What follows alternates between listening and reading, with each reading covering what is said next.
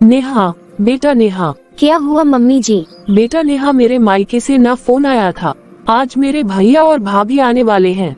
ये तो बहुत ही अच्छी बात है मम्मी जी कि आपके भैया भाभी आ रहे हैं। अरे बेटा, वो मेरे भैया भाभी है, लेकिन तुम्हारे तो वो मामा मामी हैं। हाँ, आप सही कह रही हैं मम्मी जी। नेहा, भैया भाभी ना शादी के समय वो तुमसे अच्छे से मिल ही पाए थे ना, इसलिए बेटा वो खास तुमसे ही मिलने आ रहे हैं। ये आप क्या कह रही हो मम्मी जी? मामा मामी को बुलाने से पहले एक बार मुझसे पूछ तो लेना था। अरे आज तो मेरा पूरा ही दिन पार्लर में निकल जाएगा। लेकिन बेटा मुझे भी कहाँ मालूम था, वो तो सुबह सुबह उनका फोन आया था, तब तो मुझे भी मालूम हुआ कि वो लोग आ रहे हैं। बेटा क्या ऐसा नहीं हो सकता कि तुम पार्लर कल चली जाओ? अरे नहीं मम्मी जी, कल तो संडे है और कल तो मुझे इनके साथ घूमने भी जाना है, इसलिए मुझे पार्लर तो आज ही जाना ही पड़ेगा। ठीक है बेटा, कोई बात नहीं, तुम जाओ पार्लर। जब भाभी भैया आएंगे तो उन्हें मैं देख लूंगी। लेकिन मम्मी जी, आज के बाद आप मुझे बिना बताए कोई भी मेहमानों को घर मत बुलाएगा। क्या हुआ मम्मी, क्या बात है? अच्छा हो गया जी जो आप आ गए। आप ना मुझे पार्लर तक छोड़ दीजिए। लेकिन नेहा, आज तो मामा मामी जी आ रहे हैं ना, और तुम ऐसे में पार्लर जाओगी तो क्या उन्हें अच्छा लगेगा? देखिए जी, एक तो पहले आप लोगों ने मुझे नहीं बताया था कि आज मामा मामी जी आने वाले हैं, वरना मैं अपने पार्लर का शेड्यूल कल या परसों का रखती। और आज तो वैसे भी पार्लर वाली से मेरी बात हो गई है, इसलिए मुझे आज तो जाना ही पड़ेगा। ठीक है बेटा अमन, तुम बहू को पार्लर तक छोड़ आओ। हाँ जी, आप रुको, मैं अभी आती हूँ। मम्मी, ये नेहा हर बात पर हमेशा अपनी ही चलाती रहती है, ये कभी किसी की सुनती ही नहीं है। अरे बेटा तू गुस्सा क्यों हो रहा है? बेटा अभी नई नई तो शादी हुई है, कोई बात नहीं, वो धीरे धीरे समझ जाएगी। बेटा उसके लिए ये नया घर है, नए रिश्ते और नया परिवार है। बेटा एडजस्ट होने के लिए थोड़ा समय तो लगता ही है ना। लेकिन माँ, जब देखो तब वो अपनी ही हाँकते रहती है। अरे बेटा तू जरा धीरे बोल, अगर नेहा सुन लेगी तो बेटा उसे अच्छा नहीं लगेगा ना। चलिए जी, आप मुझे पार्लर छोड़ दीजिए। हाँ चलो। अरे ये प्रिया का फोन है। हेलो माँ। हाँ प्रिया बेटा। हेलो मम्मी, क्या आज मामा मामी जी आने वाले हैं? हाँ रिया, तूने सही कहा, लेकिन तुझे कैसे मालूम हुआ बेटा? अरे मम्मी, वो सुबह भैया से बात हुई थी, तो भैया बता रहे थे मुझे कि आज मामा मामी आ रहे हैं। मैं भी आ जाती हूँ ना मम्मी, मैं भी मामा मामी से मिल लूंगी, और वैसे भी भैया की शादी के बाद से मैं उनसे मिली नहीं हूँ। हाँ ठीक है बेटा, ये सही रहेगा, तो फिर तू भी आ जा। लेकिन बेटा कल तेरे बच्चों का स्कूल होगा ना? अरे मम्मी, मेरा मायका कोई ज्यादा दूर नहीं है, सिर्फ आधे घंटे का ही तो फासला है। मैं मामा मामी से मिलकर रात तक अपने ससुराल वापस आ जाऊंगी, और फिर कल बच्चों को स्कूल भी भेज दूंगी। चल फिर ठीक है बेटा, तू आ जा। मैंने रिया को आने के लिए हाँ तो कह दिया है, लेकिन आज नेहा का ऐसा रवैया देखकर मुझे तो डर लग रहा है कि क्या पता यहाँ रिया का आना नेहा को अच्छा लगेगा भी या नहीं। फिर थोड़ी देर के बाद नेहा को पार्लर गए हुए पूरे 3 घंटे हो गए हैं, लेकिन नेहा अभी तक पार्लर से नहीं आई है। ये अच्छा हो गया कि जो मैंने सारा खाना बना लिया, वरना अगर मैं नेहा का इंतजार करती रहती तो अब तक खाना भी नहीं बनता, और क्या पता नेहा को आने में अभी और कितना समय लगेगा। दीदी दीदी, अरे लगता है भाभी भैया आ गए। हाँ भाभी अभी आए। दीदी कैसी है आप? मैं तो बिल्कुल अच्छी हूँ भाभी, और भैया आप कैसे हैं? हाँ बहना, हम सब अच्छे हैं और सब कुशल मंगल है। अरे आप बैठिए ना भाभी, भैया अभी रिया भी आने वाली है, क्योंकि रिया ने जैसे ही सुना कि आप लोग आ रहे हैं, वो तो कहने लगी कि मैं भी मामा मामी से मिलने आ रही हूँ, और बस वो भी अभी आती ही होगी। हाँ दीदी, ये तो बहुत अच्छी बात है, और हम भी रिया से मिल लेंगे। भाभी मैं आप लोगों के लिए पानी लेकर आती हूँ। अरे दीदी आप क्यों लाएंगी, आप बहू को बोलिए ना वो कहाँ है। भाभी वो पार्लर गई हुई है, बस वो भी अभी आती ही होगी। दीदी अभी आप चाय पानी रहने दीजिए, बल्कि दीदी आप तो हमारे साथ बैठिए ना। चलो ठीक है भाभी। और भाभी माँ कैसी है? वैसे तो ठीक है दीदी, लेकिन दीदी अब माँ जी की उम्र हो गई है और अब बुढ़ापा आ गया है, अब उनकी तबीयत तो थोड़ी नरम गरम होती रहती है। और आप बताओ दीदी, आपके घुटनों का दर्द कैसा है? मत पूछो भाभी, कभी तो ऐसा लगता है जैसे दर्द बिल्कुल ठीक हो गया है, और फिर कभी अचानक से बहुत ही ज्यादा दर्द होने लगता है। अरे नेहा बहू भी आ गई। नेहा ये मेरे भाभी भैया है, और तुम्हारे मामा मामी जी हैं। नमस्ते मामा जी। नमस्ते मामी जी। खुश रहो बेटा, जाओ बेटा चाय पानी ले आओ।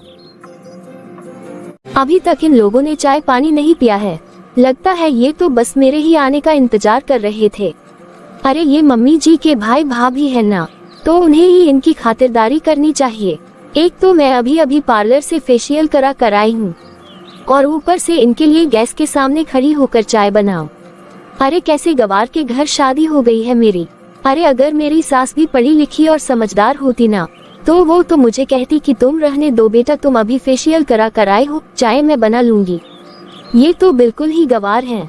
लेकिन अब मैं कर भी क्या सकती हूँ, मुझे चाय तो लेकर ही जानी पड़ेगी ना, क्योंकि मम्मी जी ने सबके सामने जो कहा है। अगर मामा मामी जी नहीं होते ना, तो मैं तो मम्मी जी को मुंह पर ही मना कर देती। माँ जी चाय ले आए बेटा तुम चाय। जी मम्मी जी। प्रणाम मामा मामी जी। हे भगवान, अब ये भी आ गई बिना बताए। अरे आओ रिया बेटा, हम लोग तो बस अभी तुम्हारी ही बात कर रहे थे। कैसे हो बेटा रिया? अच्छी हूँ मामी जी। और भाभी आप कैसे हो? हाँ हम तो अच्छे ही हैं दीदी। नेहा अपनी नंद का ऐसे अचानक बिना बताए आना देखकर और गुस्सा हो जाती है और गुस्से से पैर पटकती हुए रसोई में चली जाती है। अरे ये कैसे अजीब लोग हैं, मुझे तो समझ में नहीं आता कि कैसे ये ऐसे बिना बताए मुंह उठाकर चले आते हैं। अरे एक तो पहले मामा मामी जी आ गए बिना बताए, उसके बाद ये दीदी भी बिना बताए आ गई। अच्छा हो गया जो मम्मी जी ने पहले ही खाना पीना सब कुछ तैयार कर लिया है, वरना मुझसे तो ये सब काम नहीं हो पाते। रात को सब लोग एक साथ बैठकर हंसी मजाक करते हुए खाना खाते हैं और सुभद्रा जी जिन्होंने खाना खुद बनाया था, लेकिन अपने भाई भाभी के सामने कह दिया कि वो खाना उनकी बहू ने बनाया है, तब सुभद्रा जी के भाई भाभी उनकी बहू नेहा की बहुत तारीफ करते हैं और जाते समय उसे शगुन की तौर पर एक सोने की अंगूठी दे जाते हैं।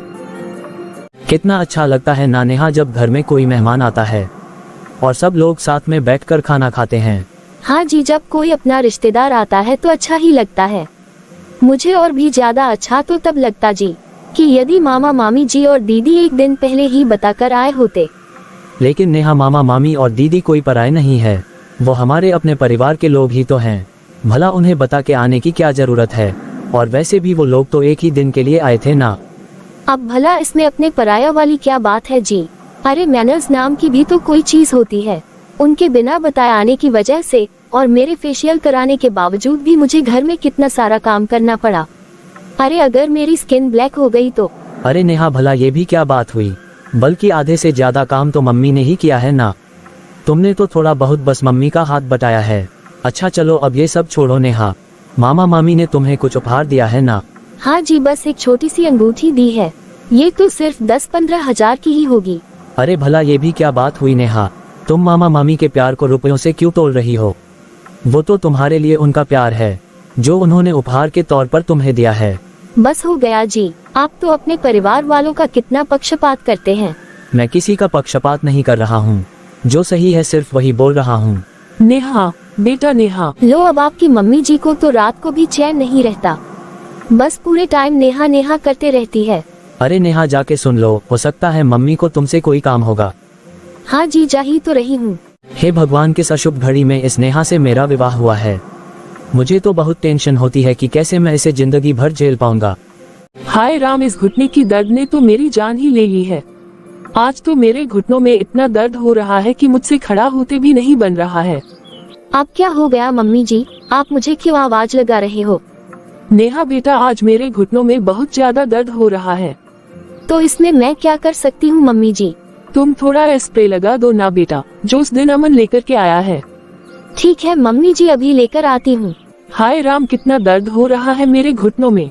लीजिए मम्मी जी, कर देती हूँ स्प्रे। ठीक है मम्मी जी, अब आपको थोड़ी देर में आराम लग जाएगा। और माँ जी, अब मैं आराम करने जा रही हूँ। अरे नेहा बेटा, एक जग में पानी भी भर कर ला दो।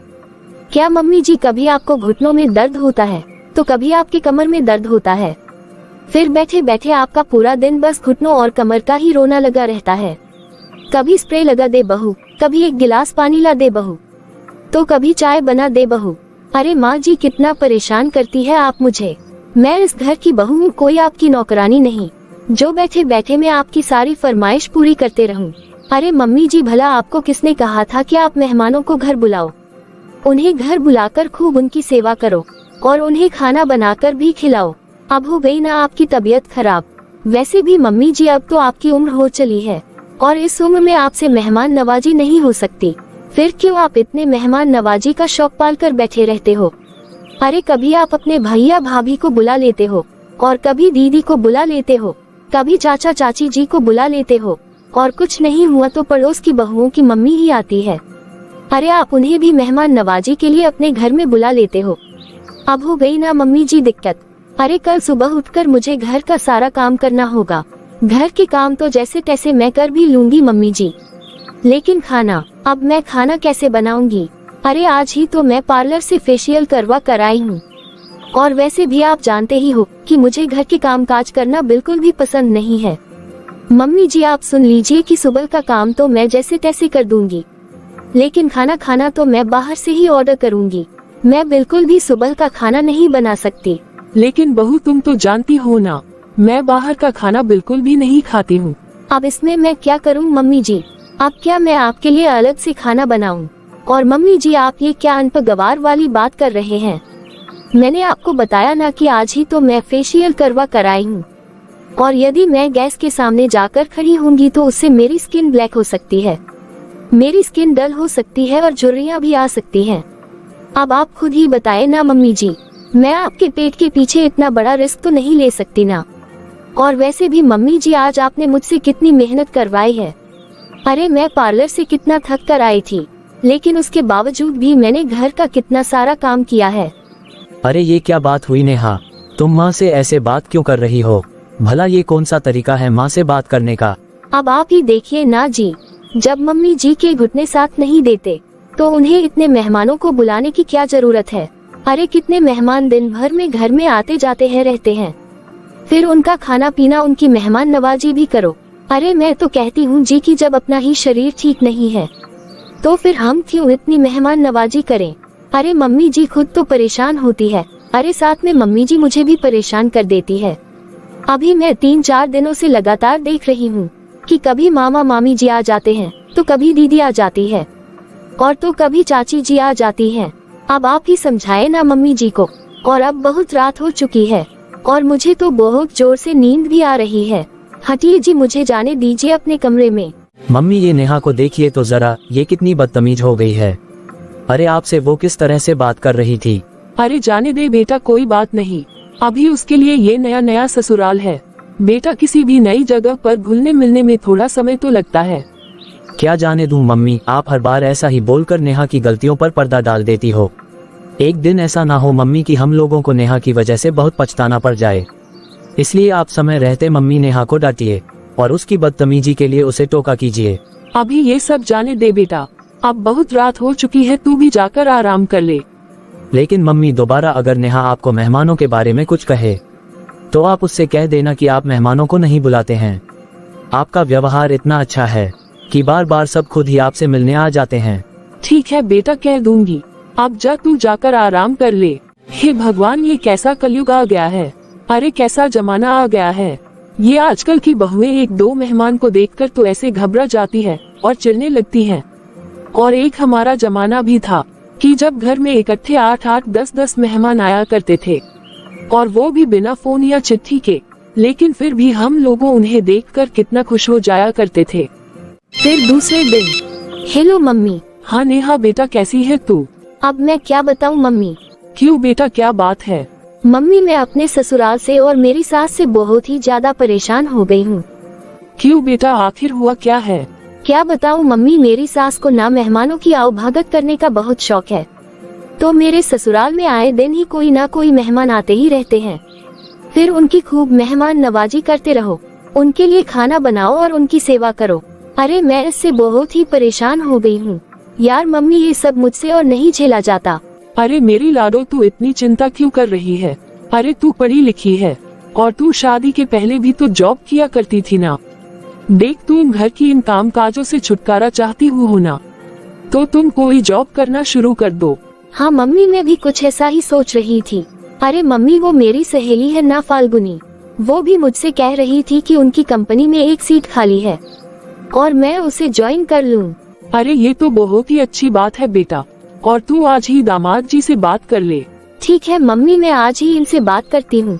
और वैसे भी वो मुझे मना नहीं कर सकते, मुझे उनसे अपनी बात मनवाना अच्छी तरह से आता है। चल ठीक है बेटा, फिर शाम को बताना कि दामाद जी ने क्या कहा। ठीक है मम्मी, बाय। आज तो मैं इनसे बात करके ही रहूंगी। अरे मैं नहीं कर सकती इस तरह से किसी की भी खातिरदारी। अरे मैं इतने बड़े घर की बेटी हूँ और मेरे घर में आगे पीछे नौकर घूमा करते थे। मैंने कभी भी घर के काम काज नहीं किए हैं। अरे बल्कि दूसरे मेरी सेवा किया करते थे और आज मेरे ससुराल में मुझे दूसरों की सेवा करनी पड़ रही है। ना ना ना, ये सब तो ऐसे अनपढ़ गवार लोगों को ही शोभा देता है। मुझे तो ये सारे काम बिल्कुल भी शोभा नहीं देते। फिर शाम के समय, क्या बात है नेहा, तुम थोड़ी गुस्से में नजर आ रही हो। अमन जी, मैं जॉब करना चाहती हूँ, घर में मेरा मन नहीं लगता। अरे ऐसे ही अचानक क्या सूझा है तुम्हें? और वैसे भी हमारी शादी को अभी ज्यादा दिन नहीं हुए हैं। नेहा कम से कम 1 साल तो रुक जाओ, उसके बाद तुम अपना ऑफिस ज्वाइन कर लेना। नहीं जी, मुझे तो अगले हफ्ते से ही जॉब पर जाना है और मेरे लिए तो एक सीट भी खाली है। वो मेरी फ्रेंड है ना फाल्गुनी, उससे मेरी बात हो गई है, उसी ऑफिस में जहाँ मैं पहले जॉब किया करती थी। ठीक है नेहा, मैं माँ से बात करता हूँ। क्या अमन जी, मैं नौकरी की बात कर रही हूँ, बल्कि घर के चूल्हा चौके की बात नहीं कर रही हूँ जो आप मम्मी जी से पूछने जा रहे हो। लेकिन नेहा, मम्मी इस घर की सबसे बड़ी सदस्य है, हमें उनसे पूछकर ही कोई भी काम शुरू करना चाहिए। यदि आपको दिखावे के लिए पूछना है तो पूछ लीजिए, लेकिन मैं आपको एक बात भी देती हूँ कि मैं बिल्कुल भी किसी की बात नहीं मानूंगी। अच्छा ठीक है। इस तरह अपनी जिद से अगले ही हफ्ते नेहा अपनी जॉब में वापस चली जाती है। अरे अमन बेटा, तुमने अपना टिफिन ले लिया? जी मम्मी। बेटा, बहू भी तो तुम्हारे साथ ऑफिस जाने वाली थी ना, तो फिर क्या हुआ, नेहा ऑफिस नहीं जा रही है? मैं भी जा रही हूँ मम्मी जी। बहुत अच्छी बात है बेटा, जाओ और तुम दोनों खुद तरक्की करो और तुम दोनों एक दूसरे के साथ खूब खुश रहो। फिर थोड़ी देर के बाद, मम्मी, अरे रिया बेटा, कैसे आना हुआ? मम्मी मैं तो बच्चों को स्कूल छोड़ने गई थी, लेकिन मुझे याद आया कि अमन भैया बता रहे थे कि आपके घुटनों में बहुत दर्द है, तो मैंने सोचा मैं आपसे मिलकर आ जाती हूँ। हाँ बेटा, अभी कुछ दिनों से तो बहुत दर्द था, लेकिन मैं अभी अच्छी हूँ। मम्मी, भैया तो ऑफिस जा रहे हैं, लेकिन भाभी भी कहीं जा रही है क्या? अरे हाँ बेटा, तेरी भाभी भी नौकरी करने लगी है और आज तो उसका पहला दिन है। ये तो बहुत ही अच्छी बात है मम्मी। यदि भाभी नौकरी करना चाहती है तो, लेकिन मम्मी कम से कम शादी को 1 साल तो हो जाने देते, उसके बाद भाभी को नौकरी करने को कह देते। लेकिन बेटा, जब बहू का मन घर में लग ही नहीं रहा है तो मैं क्यों उसको जबरदस्ती रोकूं? जब उसका मन है नौकरी करने का तो करने दो उसे। अब 1 साल में करे या 6 महीने में करे, भला कोई ज्यादा तो फर्क पड़ेगा नहीं। सच में मम्मी, आप कितने समझदार हो, वरना मेरे ही ससुराल में ही देख लो मम्मी। अरे मेरी सास भी तो अच्छी खासी पढ़ी लिखी है, लेकिन उनकी नजरों में पढ़ाई लिखाई का कोई मोल नहीं है मम्मी। अब मम्मी, मैंने भी तो कितनी पढ़ाई की थी, लेकिन मम्मी जी तो हमेशा कहती है कि बहू चाहे कितनी भी पढ़ी लिखी क्यों ना हो, बहू को तो सिर्फ चूल्हा फूकना ही शोभा देता है। बहू के हाथ में कलम पेन बिल्कुल भी अच्छे नहीं लगते। क्या करे बेटा, अब सबकी अपनी अपनी सोच है। ठीक है मम्मी, मैं चलती हूँ। बेटा रिया, अगर पॉसिबल हो तो 1-2 दिनों के लिए तुम यहीं रुक जाओ ना। तुम यहाँ रुकोगी तो थोड़े मेरे घुटने में स्प्रे करके सिकाई कर देना बेटा। ठीक है मम्मी, अभी तो मैं अपने ससुराल जा रही हूँ, लेकिन शाम का खाना बनाने के बाद मैं अपनी मम्मी जी और इनसे पूछ लूंगी। यदि वो हाँ बोलेंगे तो मैं शाम को आ जाऊंगी मम्मी। हाँ ठीक है बेटा। इस तरह से रिया वापस अपने ससुराल चली जाती है और रिया की मम्मी भी घर के सारे कामकाज करने के बाद आराम से बैठती है, लेकिन अचानक उनके घुटनों में बहुत तेज दर्द होने लगता है। हे भगवान, फिर से मेरे घुटनों में बहुत तेज दर्द होने लगा है। अरे राम, कमर में भी दर्द हो रहा है, मुझसे तो अब खड़ा भी नहीं हुआ जा रहा है। अरे नेहा बेटा, अच्छा हो गया तू आ गई ऑफिस से। देखना, मेरे घुटनों में फिर से अचानक से बहुत दर्द होने लगा है। बेटा तू जरा वो स्प्रे तो लेकर आ जा। क्या मम्मी जी, आपके घुटनों से तो मैं बहुत परेशान हो गई हूँ, लाती हूँ अभी स्प्रे। अरे बेटा, मेरे कमरे में टेबल में एक गोली भी रखी है, बेटा वो गोली भी ले आना और साथ में 1 गिलास पानी भी ले आना। जी मम्मी जी, अभी लाती हूँ। लीजिए मम्मी जी, ये पानी और टेबलेट। अब तुम जाओ बेटा, तुम आराम कर लो, मुझे अभी थोड़ी देर में आराम लग जाएगा। अरे मैं ऑफिस से कितनी थकी हुई आई थी, मैं तो ये सोच रही थी कि मुझे घर में अदरक वाली गर्मा गर्म चाय मिलेगी, लेकिन यहाँ तो मम्मी जी मेरे ही लिए प्यासी बैठी थी। अगर मैं नहीं आती तो लगता है प्यासी ही मर जाती। दवाई खाने से मेरे घुटनों में थोड़ा आराम लगा है, ना जाने क्या हो जाता है। अरे क्या हुआ मम्मी? अरे कुछ नहीं बेटा, वो कभी कभी मेरे घुटनों में अचानक से बहुत दर्द होने लगता है। इसलिए तो मैं आपसे कहता हूँ माँ कि चलिए मैं आपको डॉक्टर को दिखा कर ले आता हूँ। अरे माँ, कम से कम आपके घुटनों का एक्सरे हो जाएगा तो ये पता भी चल जाएगा कि आखिर क्या समस्या है आपके घुटनों में। अरे नहीं बेटा, ये तो एक दवाई से ही ठीक हो जाता है। माँ, आप लोगों ने चाय पी ली है क्या? अरे नहीं बेटा, अभी नहीं तो नहीं पी। बेचारी बहू अभी अभी तो ऑफिस से थकी कर आई है और आते ही मैंने उसे काम बता दिया। जा बेटा, तू ही हम तीनों के लिए चाय बना ले। ठीक है मम्मी। फिर अमन सबके लिए चाय बनाता है और नेहा से कहता है कि वो सामने आकर चाय पी ले। लेकिन नेहा ने साफ मना कर दिया और अमन से कहा कि उसकी चाय कमरे में ही दे दो। मम्मी, आज बुआ जी का फोन आया था क्या? हाँ बेटा, मैं तो भूल ही गई थी। कल तुम्हारी बड़ी बुआ आ रही है, उन्हें भी डॉक्टर को दिखाना है। क्यों मम्मी, बुआ को क्या हुआ है? अरे बेटा, तेरी बुआ के भी घुटनों में भी दर्द बना रहता है। अच्छा मम्मी, फिर तो मैं आपको बुआ के साथ ही डॉक्टर को दिखा दूंगा। ठीक है बेटा, लेकिन देख रसोई में सब्जियां नहीं है। बेटा जरा तू मार्केट से सब्जियां लेकर आ जा। ठीक है मम्मी, मैं तो वैसे भी मार्केट ही जा रहा था। और मम्मी, आपके लिए और कोई दवाई लानी है क्या? नहीं बेटा, अभी सारी दवाइयां हैं मेरे पास। ठीक है मम्मी। अरे मैंने तो आज अपनी ब्लड प्रेशर वाली दवाई तो खाई ही नहीं है। नेहा बेटा। क्या हुआ मम्मी जी? बेटा नेहा, मेरे कमरे में एक ब्लड प्रेशर वाली दवाई रखी हुई है, जरा उसे लेकर आना और साथ में एक गिलास पानी भी ले आना।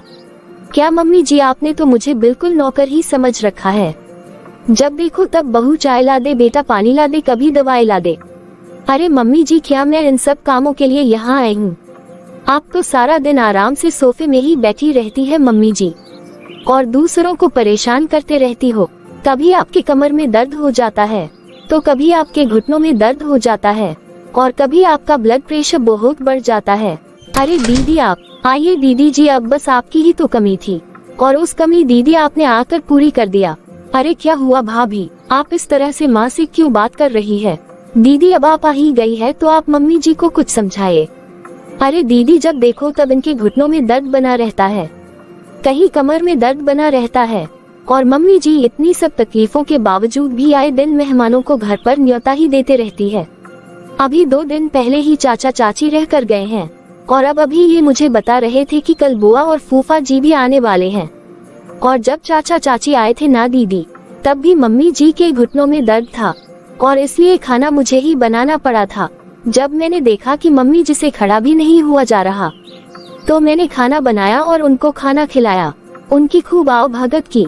अब आप ही बताए ना दीदी, जब मम्मी जी के घुटने साथ नहीं देते तो क्या मैं ही दिन भर सबकी खातिरदारी में पिसती रहूं? अरे अब आप ही बताए ना दीदी कि क्या मेरी कोई जिंदगी नहीं है? बस क्या मैं आपकी मम्मी और उनके मेहमानों की ही सेवा करते रहूं?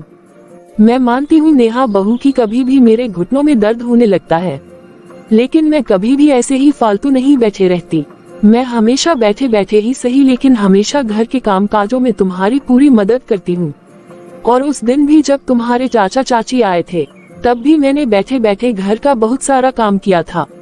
और मैं किसी को पहले से नहीं बुलाती हूँ बहू।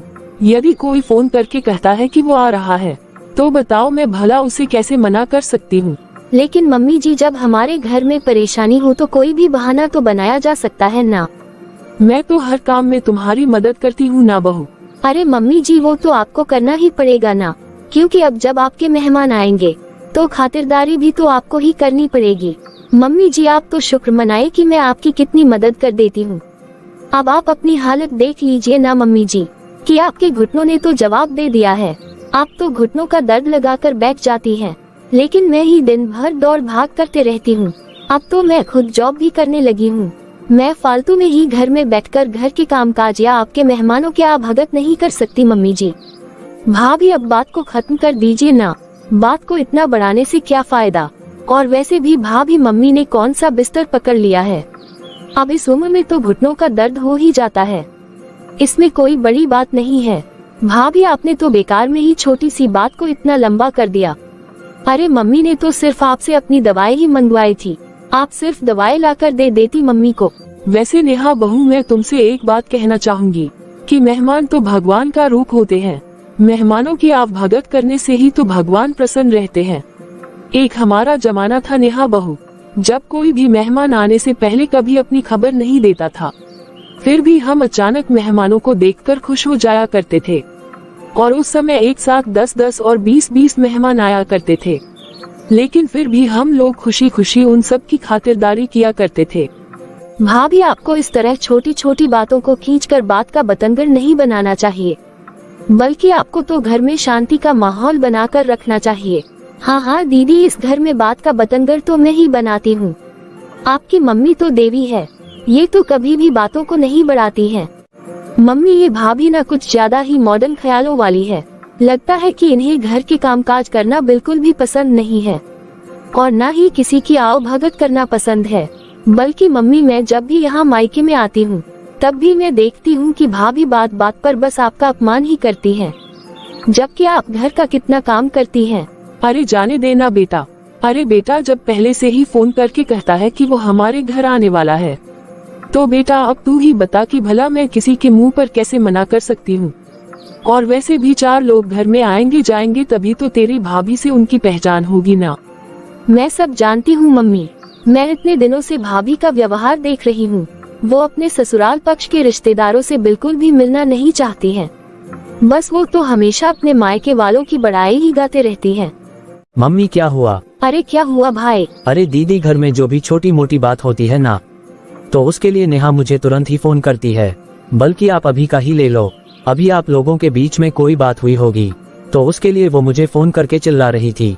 दीदी, मैं नेहा से बहुत ही ज्यादा परेशान हो गया हूँ। अरे ये ना ही मेरी परवाह करती है और ना ही मेरी माँ का मान सम्मान करती है और ना ही किसी आए गए का मान सम्मान करती है। अरे दीदी, ये नेहा माँ की तो बिल्कुल भी इज्जत नहीं करती है। हाँ भाई, मैंने सब कुछ अपनी आंखों से देख लिया है।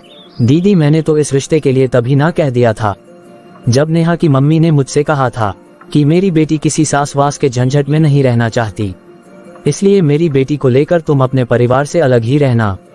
लेकिन दीदी, आपने और माँ ने मुझे कितना समझाया कि शादी के बाद सभी लड़कियों की सोच बदल जाती है, वो सबको मान सम्मान देने लगती है। मैं तो इस शादी के लिए कभी भी तैयार नहीं था। देखो भाई, अभी भाभी को समझाने का कोई मतलब नहीं है। भाभी को ये सारी बातें बिल्कुल समझ में नहीं आ सकती, क्योंकि अगर अभी हमने भाभी को कुछ भी समझाने की कोशिश भी की तो उल्टा ऐसा होगा कि इस घर की शांति भंग हो जाएगी। इसलिए भाई तू शांत हो जा और भाई अभी तू अपने कमरे में जा, वरना अगर भाभी ने हम लोगों की बात सुन ली तो घर में आज सबकी शामत ही आ जाएगी। हाँ दीदी, मैं अभी आता हूँ। भाभी को समझाने का कोई फायदा नहीं है माँ, क्योंकि भाभी बहुत ही घमंडी है। हाँ बेटा, बात तो सही है। नेहा, बाहर मम्मी और दीदी बैठी हैं, तुम उनके साथ बैठो ना। और चलो मैं भी बैठता हूँ, हम सब साथ में बैठेंगे। अगर सबके साथ बैठोगी तो मन अच्छा रहता है। अरे मैं क्यों बाहर जाकर बैठूं तुम्हारी कंगाल बहन और अनपढ़ माँ के पास? उन दोनों के पास बातों के अलावा कुछ है भी क्या जो मैं उनके साथ जाकर बैठूं? और तुम तो अच्छे से जानते हो नामन कि मैं कितने बड़े घर की बेटी हूँ और मेरे खानदान में सभी पैसे वाले और एक से बढ़कर एक रईस लोग हैं। अरे मैं तो हमेशा ही रईसों के साथ बैठते उठते आई हूँ, और अगर मैं जॉब कर रही हूँ ना, तो इसका मतलब ये नहीं है कि मुझे पैसों की जरूरत है। ये जॉब तो सिर्फ मैं अपनी संतुष्टि के लिए कर रही हूँ और घर में ये मेहमानों के झंझट से बचने के लिए कर रही हूँ। मेरा बस चले तो मैं पूरे दिन आराम से बैठूं और हजारों की शॉपिंग करूं। मुझे कोई रोकने टोकने वाला नहीं है, क्योंकि अगर मैं घर में रहूंगी तो मैं सारा दिन मेहमानों की ही आवभगत करती रहूंगी और सारा दिन बस रसोई ही संभालती रहूंगी, और ये सब काम करना मेरे बस की बात तो बिल्कुल भी नहीं है। ये काम ना तुम्हारी अनपढ़ माँ और बहन को ही शोभा देता है, मुझ जैसे बड़े घर की और पढ़ी लिखी लड़की को नहीं। बस अब बहुत हो गया नेहा, बहुत बोल लिया तुमने। तुम हमेशा यही कहती रहती हो ना कि मेरी बहन कंगाल है और मेरी माँ अनपढ़ है, तो चलो मैं अपनी कंगाल बहन और अनपढ़ माँ से मिलवाता हूँ तुम्हें। क्या मतलब, आप कहना क्या चाहते हो? इस तरह अमन अपनी पत्नी नेहा को बाहर हॉल में लेकर जाता है। नेहा, तुम मेरी माँ को बार बार अनपढ़ और गवार कहती हो ना। तुम्हें मालूम है मेरी माँ ने अंग्रेजी में ग्रेजुएशन कंप्लीट किया है, और तुम मेरी बहन को हमेशा ही कंगाल कहती हो ना। तुम्हें मालूम है कि मेरी बहन के नाम पर मेरे पिताजी ने 5 करोड़ की प्रॉपर्टी की है, लेकिन कभी भी आज तक थोड़ा सा भी घमंड उनके चेहरे पर नहीं दिखाई दिया। और तुम जब देखो तब अपने मायके की दींगे हाँकती रहती हो। तुमने क्या किया है और तुमने कितनी पढ़ाई की है? अरे तुम जानती हो कि मेरी बहन ने MBA किया है और वो फर्स्ट डिवीजन में, लेकिन अपने परिवार की जरूरतों को देखते हुए दीदी ने अपनी नौकरी छोड़ दी। और मेरी माँ भी स्कूल में एक टीचर थी, लेकिन अपने बच्चों की परवरिश और अपने घर में उनकी जरूरतों को देखते हुए उन्होंने भी अपनी जॉब को छोड़ दिया। अरे मेरी माँ ने अपने बच्चों की बहुत अच्छी परवरिश की है और मेरी दीदी ने भी अपनी नौकरी छोड़कर अपने ससुराल वालों को हमेशा खुश रखा है और अपने परिवार को कितने अच्छे से संभालती हैं। लेकिन तुम आजकल की लड़कियां, अरे 4 किताब पढ़कर जॉब करके पता नहीं खुद को क्या समझती हो और अपने आप को मॉडर्न बताती हो। अरे नेहा, तुम जैसी लड़कियां तो सिर्फ अपनी संतुष्टि के लिए ही जॉब करती हैं, लेकिन कम से कम तुम मेरी माँ को देखकर ही कुछ सीख लो। मेरी माँ ने कभी अपनी संतुष्टि नहीं देखी, बल्कि अपने पूरे परिवार की संतुष्टि को देखते हुए अपनी जॉब खुशी खुशी छोड़ दी। तुम घर का काम नहीं करना चाहती, तुम्हें खाना बनाने में आलस आता है, तो ठीक है मत करो। इन सब कामों के लिए तो हम घर में मेड भी रख सकते हैं, लेकिन तुम कम से कम आए गए का तो सम्मान कर सकती हो। अरे चलो तो उनका भी मान सम्मान ना करो, लेकिन कम से कम मेरी माँ और बहन का भी तो सम्मान कर सकती हो ना तुम। नेहा, मैंने तुम्हें बहुत बर्दाश्त कर लिया, अब तुम बार बार मेरी माँ और बहन का अपमान करो, ये मैं बिल्कुल बर्दाश्त नहीं करूँगा। अरे यदि तुम्हें अपने खानदान की इतनी ही शेखी मारनी है, इस घर के कामकाज नहीं करने हैं, घर में आए गए का मान सम्मान नहीं करना है और मेरी माँ बहन का सम्मान नहीं करना है, तो फिर नेहा तुम खुशी खुशी इस घर से जा सकती हो। तुम्हारे लिए इस घर के दरवाजे पहले भी खुले थे और हमेशा खुले रहेंगे। आप ये क्या बोल रहे हैं जी? क्या यही दिन दिखाने के लिए आपने मुझसे शादी की थी? अरे जो हर पल मेरी और मेरी माँ का अपमान करे, ऐसी बीवी नहीं चाहिए मुझे। नेहा, तुम जो मेरी माँ और बहन का को अपमान करती हो ना, अगर आज तुम इस घर में इस घर की बहू बनकर आई हो ना, वो मेरी माँ और बहन की वजह से ही आई हो। अरे मैं तो तुमसे शादी ही नहीं करना चाहता था, क्योंकि तुम्हारी मम्मी चाहती थी कि मैं तुम्हें लेकर अपने परिवार से अलग रहूं। और अगर मैंने तुमसे शादी की है ना, तो सिर्फ अपनी माँ और बहन के कहने पर ही की है। नेहा, तुम शायद मेरा अपमान करती तो मैं सह भी लेता, लेकिन मैं अपनी माँ और बहन का अपमान हरगिज नहीं सह सकता। नेहा, आज तुम्हें एक आखिरी फैसला तो लेना ही होगा। भाभी जरा सोचिए, अगर कोई आपके सामने आपकी माँ का बार बार अपमान करे तो आप पर क्या बीतेगी? हाँ दीदी, आप बिल्कुल ठीक कह रहे हो। मम्मी जी, मुझे माफ कर दीजिए। आप इतनी पढ़ी लिखी होने के बावजूद भी कभी आपने मुझे पढ़ाई लिखाई का घमंड नहीं दिखाया। और दीदी, आप भी मुझे माफ कर दीजिए। अरे आप तो करोड़ों की मालकिन हैं, लेकिन आपने कभी भी मुझे घमंड नहीं दिखाया। और अमन जी, आप भी मुझे माफ कर दीजिए। मैं आपसे वादा करती हूँ कि आज के बाद मैं कभी किसी का अपमान नहीं करूँगी। हाँ बेटा, बहू को माफ कर दे। हाँ भाई, यदि सुबह का भूला शाम को घर आ जाए तो उसे भूला नहीं कहते। अमन तो माफ नहीं करना चाहता था, लेकिन अपनी बहन और मम्मी के कहने पर वो अपनी पत्नी नेहा को माफ कर देता है और फिर एक बार सब लोग खुशी खुशी रहने लगते हैं। तो बताइए दोस्तों, आप लोगों को हमारी ये कहानी कैसी लगी? अगर कहानी अच्छी लगी हो तो प्लीज इस वीडियो को लाइक करें और शेयर जरूर करें और कमेंट भी जरूर करें। और आप ऐसी ही मोरल स्टोरीज देखने के लिए हमारे चैनल पीकाबू हिंदी कहानियाँ को सब्सक्राइब करें।